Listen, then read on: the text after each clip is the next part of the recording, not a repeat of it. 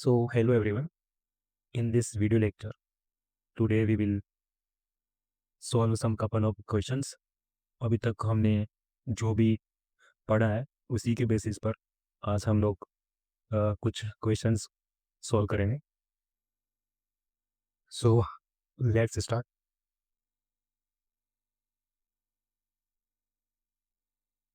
जो हमारा first questions है उसके अंदर ये जो डिटरमिनेंट दिया है उसको हम लोगों को इवेल्युएट करना है. तो हम लोगों ने अभी तक जो भी पढ़ा, अगर अंदर डिटरमिनेंट के अंदर बहुत इजी और जितने भी रो और कॉलम्स हैं अगर उसके अंदर एलिमेंट्स जो बहुत ही इजी है अगर दिए हो तब तो उनको इवेल्युएट करना बहुत इजी होता है. किसी भी रो से या कॉलम से इजीली हम लोग उसको इवेल्युएट कर सकते हैं. लेकिन यहाँ पर इसको उस वे में इवेल्युएट करना थोड़ा सा हेडेक हो सकता है. तो हम लोग क्या करेंगे, हमने जो भी बेसिक प्रॉपर्टीज़ हम लोगों ने पढ़ा है तो उसी के बेसिस पर हम लोग एक काम करेंगे. प्रॉपर्टीज़ का यूज़ करके हम इस डिटरमिनेंट को इवेल्युएट करेंगे. ठीक है. तो सबसे पहले इस डिटरमिनेंट फॉर्म को देखकर हमारे दिमाग के अंदर सबसे पहले जो लाइन ऑफ थिंकिंग होनी चाहिए वो होनी चाहिए कि हम लोग इसको कैसे प्रॉपर्टी का यूज़ करके सिंपल वे में इसको लिख सकते हैं या फिर हम कर सकते हैं. तो we can observe easily from here कि जो column first second and third है, अगर मैं तीन कॉलम्स को ऐड करके उनका सम करूँगा तो यहाँ पे I will get one column is zero. Okay.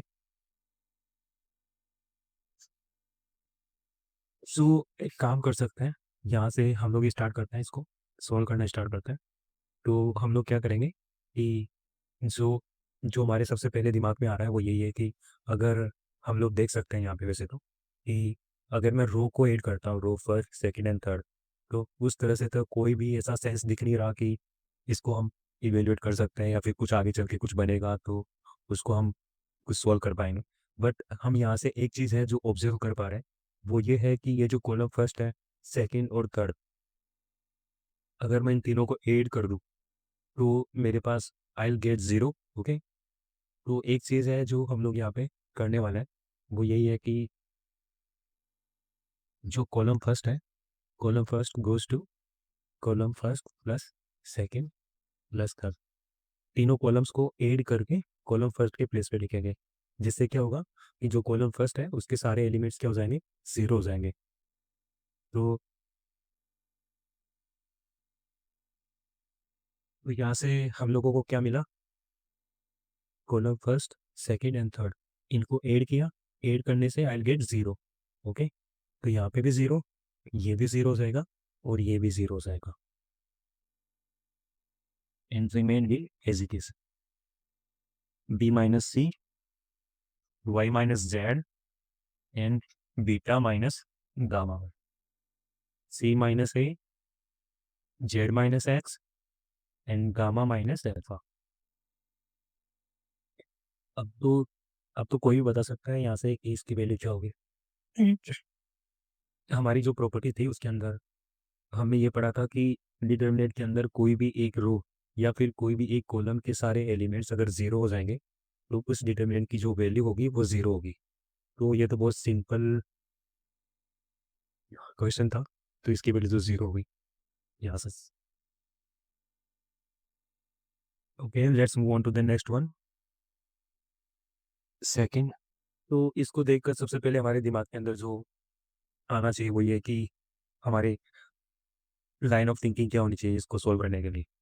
तो इसको भी इवेल्युएट तो करना है. तो सबसे पहले कुछ चीज़ें जो ऑब्जर्व कर पा रहे हैं हम लोग वो ये है कि यहाँ पे जो कॉलम फर्स्ट है तो कॉलम फर्स्ट के सारे एलिमेंट्स आइडेंटिकल हैं. ठीक है.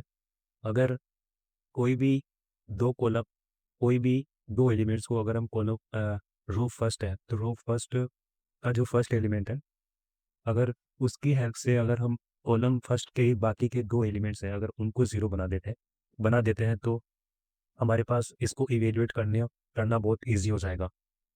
Okay. Okay. So let's start. तो हम लोग क्या करेंगे, जो रो फर्स्ट है, सॉरी फर्स्ट नहीं सेकंड, रो सेकंड है, row second goes to row second minus row first. Okay. And row third goes to row third minus row second. तो इससे हमारे पास एक नया जो डिटर्मिनेंट फॉर्म आएगा,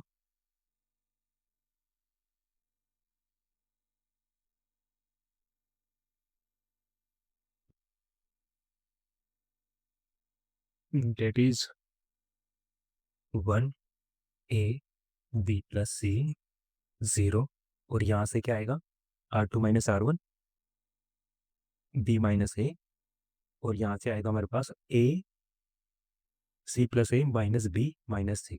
तो a-b, और यहाँ से ये 0, यहाँ से ये क्या बनेगा c-b, फिर यहाँ से a+b - c - a। तो माइनस ए से माइनस ए और ए तो कैंसिल आउट होगा, तो जो बचेगा वो होगा b - c।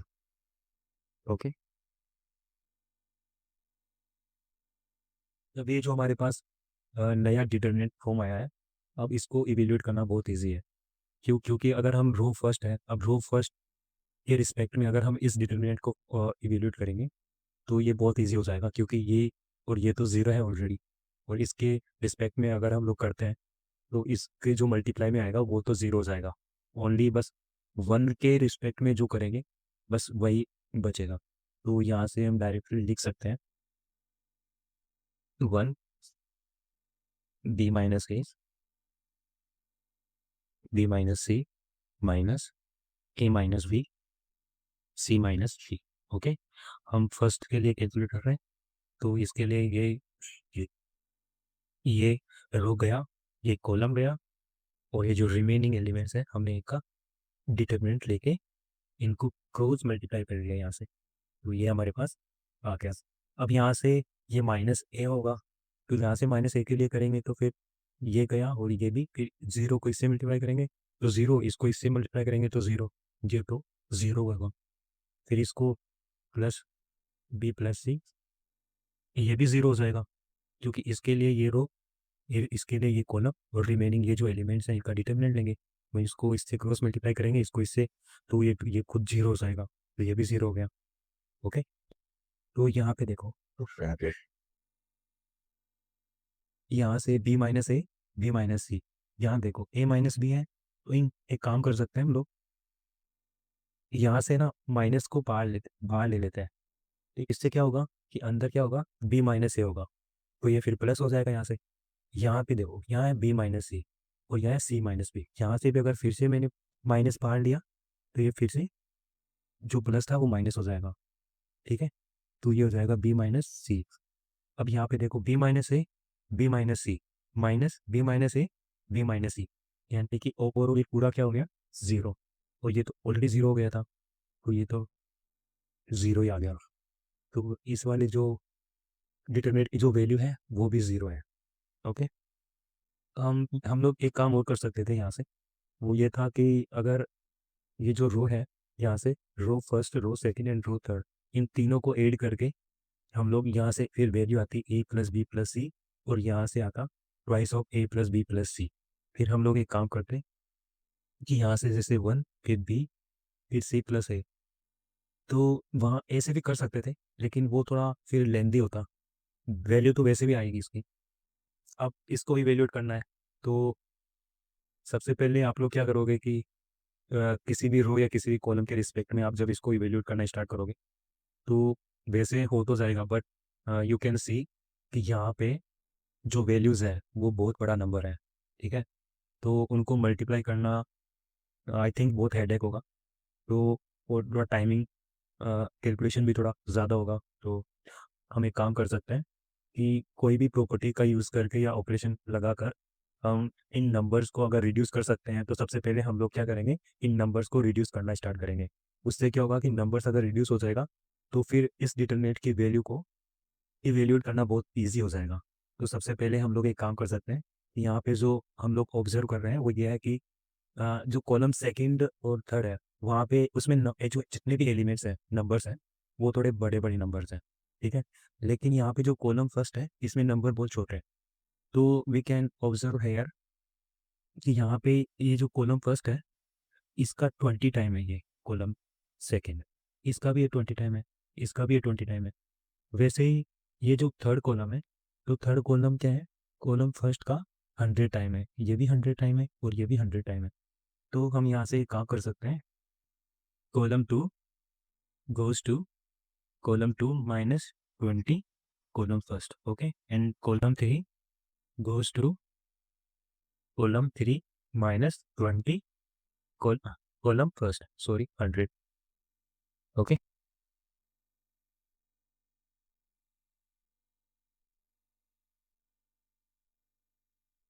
ये 100 टाइम है ना, इस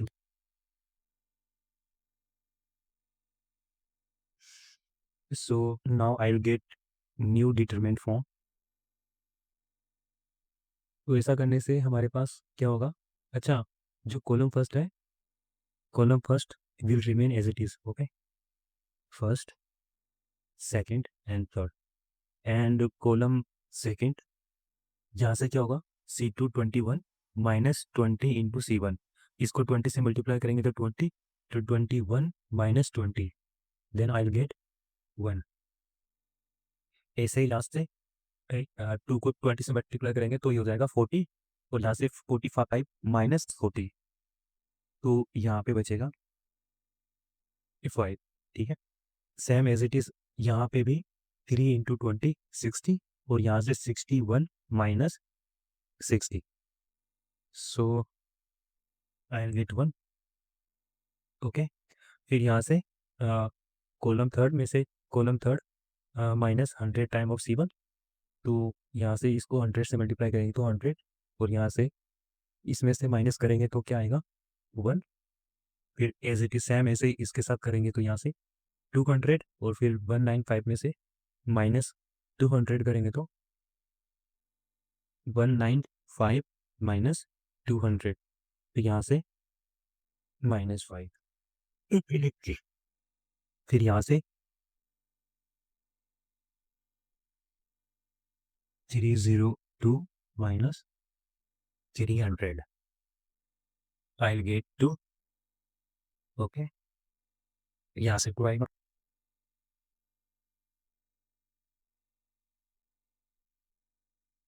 अगर आप चाहो तो यहाँ से इसको और इजी बना सकते हैं, क्योंकि जो रो फर्स्ट है वहाँ पर सेम आइडेंटिकल एलिमेंट है 1 1 1, तो किसी भी दो एलिमेंट्स को आप जीरो बना दोगे तो और भी ये सिंपल वे के अंदर आ जाएगा। फिर तो हम लोग फर्दर इसको आगे कैसे कर सकते हैं कि यहाँ से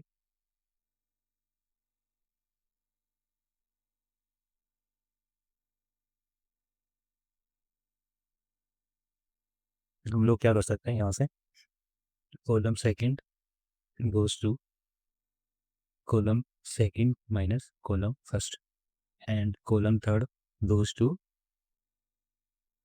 column third minus column first, okay. तो यहाँ पर हमारे पास फिर से एक नया डिटरमिनेंट फॉर्म आएगा, डेट इज 1 2 3, और यहाँ पे C2 -C1 0 एंड -2, और यहाँ पर C3 -C1 0 -5 -2 -7, और यहाँ से C3 2 -3, तो यहाँ से -1, ओके। अब इसको इवेल्युएट करना बहुत ईजी है, तो एक काम कर सकते हैं, इसको इवेल्युएट करते हैं। तो रो फर्स्ट के रिस्पेक्ट में हम लोग इसको इवेल्युएट करेंगे, तो ये तो सारे एलिमेंट्स गए, कॉलम गया तो 1, और यहाँ से 3 इंटू -1 -3, फिर माइनस, फिर यहाँ से 7 इंटू 40,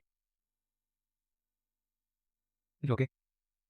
तो यहाँ से हमारे पास आया -7,